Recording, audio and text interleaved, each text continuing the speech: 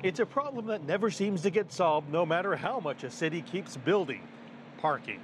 Not only is it incredibly frustrating, time-consuming, and sometimes expensive to park, but it's also extremely wasteful. Think about all the fuel you burn and carbon dioxide you put in the air, all searching for that elusive space. So right now we have a worldwide problem where it takes about 15 minutes for a driver to find a parking spot.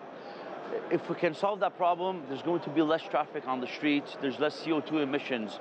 The startup Rumbo is working with a major Canadian city to use these modules to attach to poles, so there's no digging or wiring needed.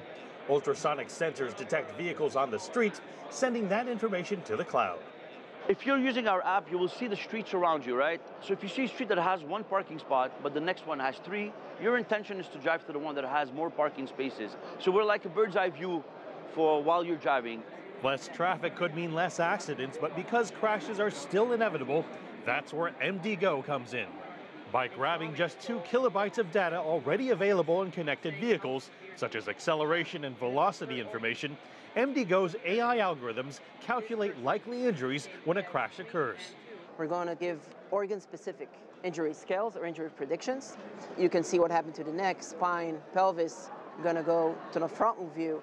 You're going to see what happened to the chest. So this is exactly what medical services get from us today in Israel, and to get a more appropriate medical treatment to the person inside the vehicle right after the crash.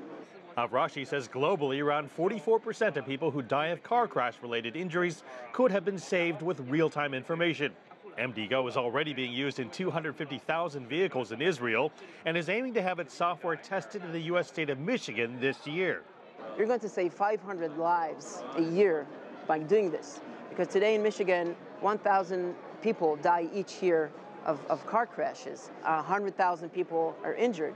It's not just about saving lives, but reducing the long-term damages. Long-term damage can also result from bad air. That's why the company Airnos created this 3mm chip that can be inserted in wearable and portable devices to essentially smell multiple hazardous gases.